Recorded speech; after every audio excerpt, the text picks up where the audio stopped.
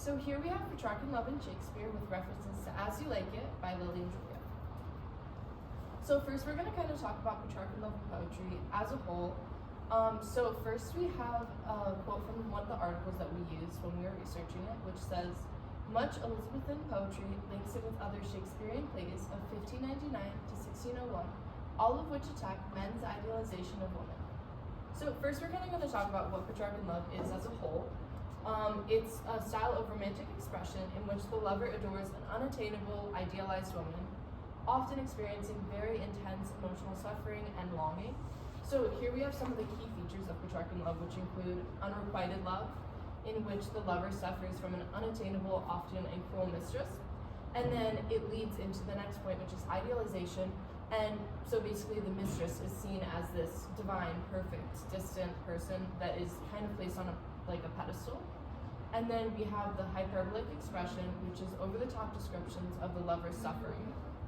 And then we have exaggerated metaphors like "she is my light, my heart is her captive." And then we have passivity. And then we have how Petrarchan Love relates to As You Like It.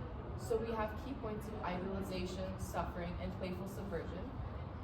So this is prevalent in two of the main couples. So in Sylvius and Phoebe, they follow the traditional Petrarchan conventions. So basically Sylvius is devoted to the cruelly distant Phoebe, expressing exaggerated emotions of longing and suffering. And then Orlando and Rosalind kind of have a contradicting view on Petrarchan Love and play with the subversions. Or they play with the conventions of this. So Orlando initially embraces Petrarchan idealization, but Rosalind plays with this in disguise as gaming, and she mockingly critiques Orlando's exaggerated expressions of love, exposing the performative nature of this courtly love, but she also embraces them at the same time. So her diametric opposition to the ideals, or she's diametrically opposed to the ideas while she also plays into them at the same time. So Sylvius and Phoebe are the conventional Petrarchan lovers. Sylvius is a suffering lover, expressing excessive devotion to the indifferent Phoebe, and he uses melodramatic language, hyperboles, and his love is unreciprocated and painful. However, Phoebe, on the other hand, is a cold and unattainable mistress who rejects Sylvius's love, and she embodies the typical Petrarchan lady who is distant, beautiful, and cruel. So here we're going to look at a specific example of Petrarchan love in the play.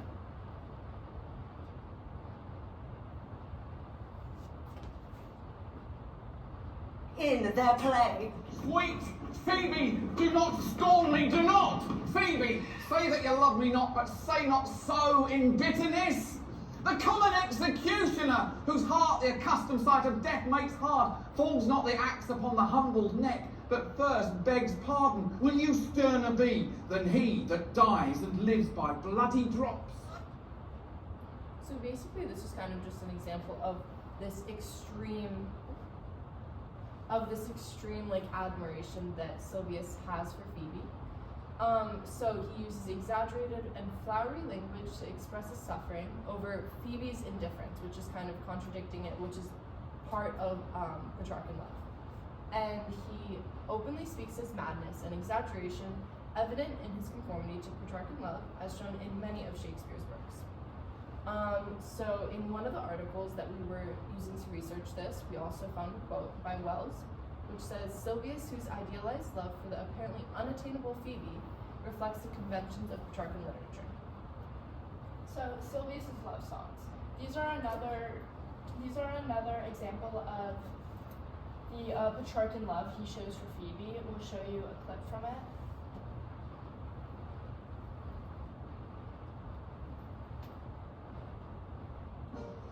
Who comes here? A young man and old in solemn talk. Sweet Phoebe, oh Phoebe, heaven knows how I did love. Sweet Phoebe, oh Phoebe, sweet Phoebe, whilst a chick me I did love. Oh Phoebe, sweet Phoebe, I that brings this love to thee. Sweet Phoebe, oh Phoebe, sweet Phoebe.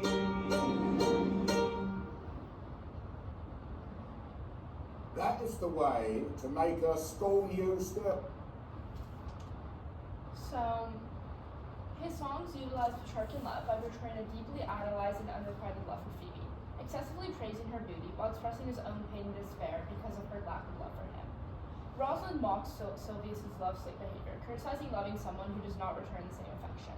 This reflects Shakespeare's skepticism of the Petrarchan love and his favor of realistic love.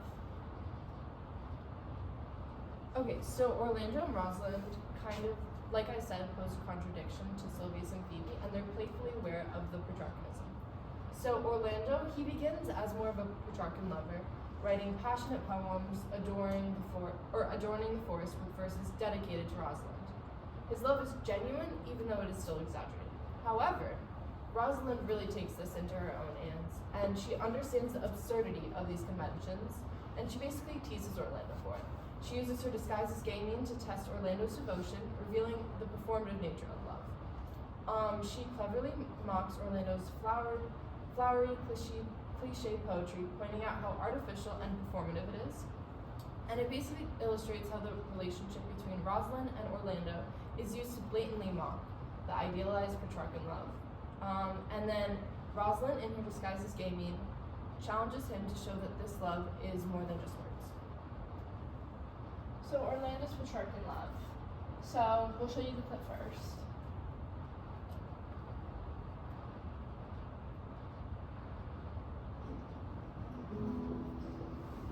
From the east to the western in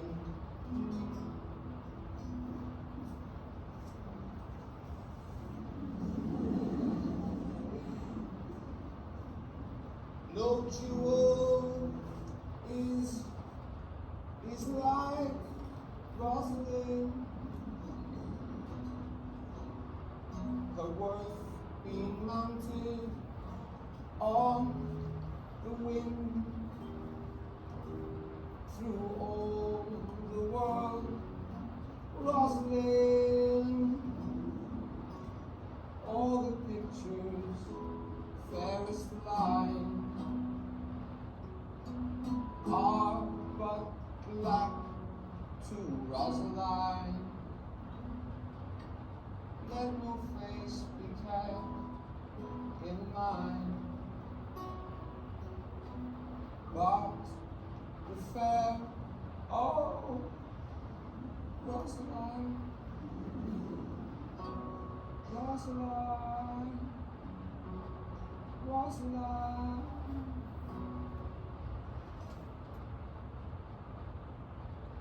So in that scene, he's being painted as a very desperate lover. It seems like he's almost in this trance by how much his infatuation for Rosalind is taking over him. So Orlando's love poems are a prime example of Petrarchan love, as they follow the conventions associated with this literary tradition. In this poem, Orlando idealizes her, comparing her to a jewel without any comparison. He also employs hyperbolic phrases, claiming, "Let no fail be kept in mind but the fair of Rosaline," demonstrates the obsession devotion of the characteristic of Petrarch lovers. This poem illustrates Rosalind as the epitome of perfect and pure, using repetitive adoration and idealized comparisons. So, Rosalind rejecting the idea of Petrarchan love. Rosalind's character is quite complex, with her portrayal of Petrarchan love, as she plays into the ideal while also acting upon it. In a scene where she disguises Ganymede, she tests Orlando's love of Rosalind, and to what degree it is true. I'll show you that.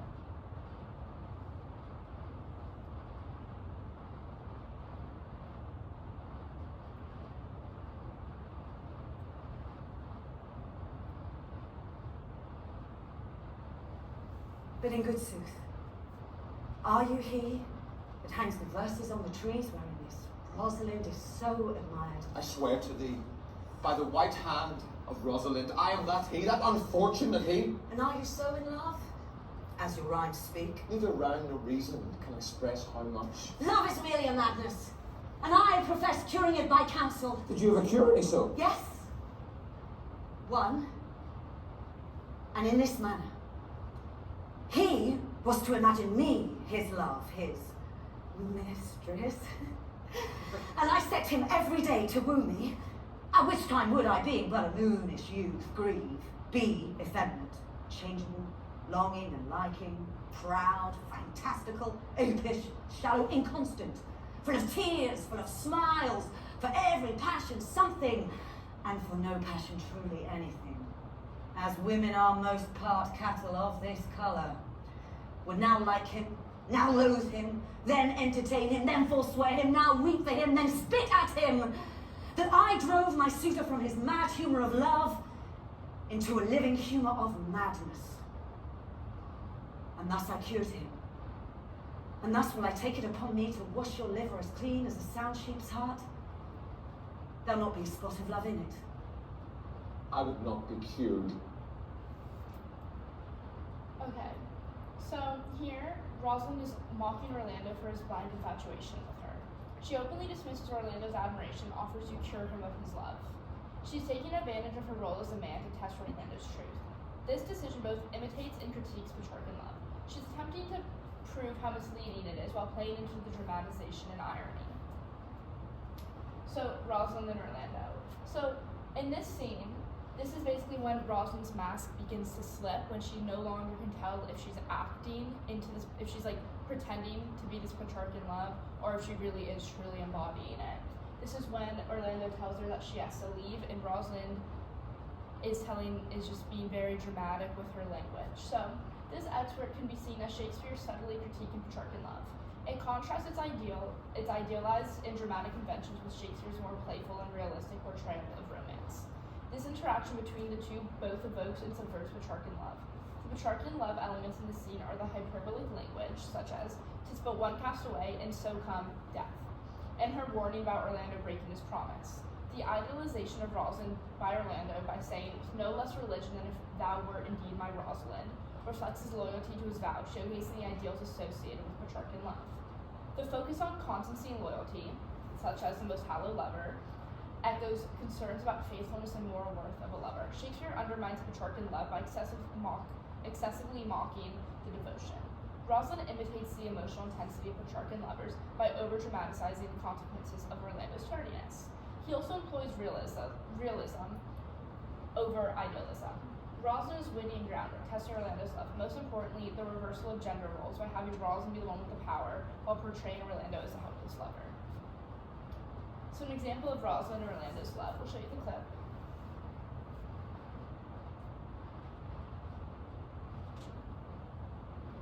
We'd be talking of her. Well, in her person, I say, I will not have you. Then in my own person, oh, I die!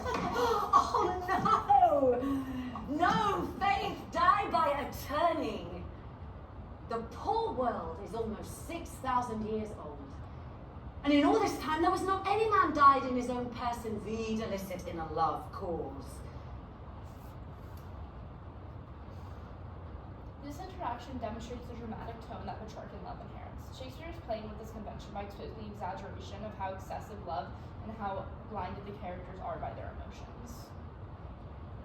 Okay, so here we have just a generalization of Shakespeare's play on Petrarchanism. So it just kind of like looks at the key features of it, which include exaggeration of love's torment, which is prevalent in Sylvius's extreme suffering versus Orlando's more earnest but still very exaggerated declarations and devotions. So there are also critiques of cliché language, in which Rosalind's teasing of Orlando's poetry exposes how Petrarchanism often results in hollow and yet performative gestures. And then it also touches on authenticity, in which love's authenticity is ultimately revealed in Rosalind and Orlando's relationship, where genuine feelings surface beneath play and mockery. So here we kind of just have the conclusion of Petrarchan Love in As You Like It. It is playful and yet serious. And then Shakespeare presents a tortured, ironic, and humorous interpretation of love. So the two couples of Phoebus and Sylvis and Orlando and Rosalind present starkly different presentations of love. However, they all arrive at the same conclusion, which highlight the absurdities of Petrarchan Love. And then Shakespeare presents Petrarchan Love as a game which unveils a profound truth. And then here we have our works cited. Thank you. Thank you.